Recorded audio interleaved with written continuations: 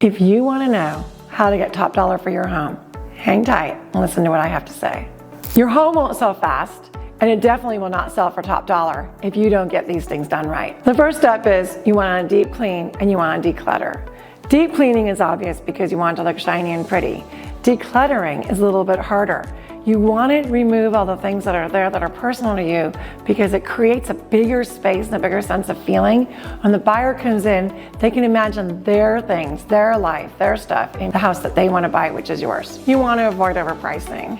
Overpricing causes your house to stay on the market for too long. Think of it as a piece of fruit that you put on your counter and it sits there for so long. Finally, at a point, nobody wants it. That's not what we want to do with you. We don't want you to chase the market down because actually what's going to happen is you're going to end up selling the house for lower than what we would advise you to do in the first place.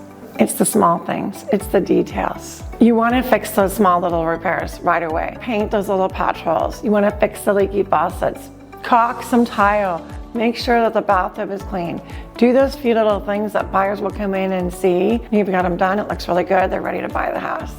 Photos matter. Think about this as your first impression.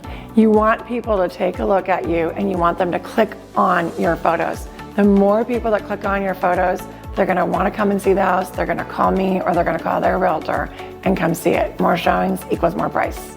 And let me just tell you, I have the best photography team. Photographers, videographers. I do Matterport. We want to make your house look better than ever so people come and see your house. And finally, flexibility is key. If you are open-minded and flexible to let buyers come in and see the property, the more likely it is that we're going to get a lot of showings and offers.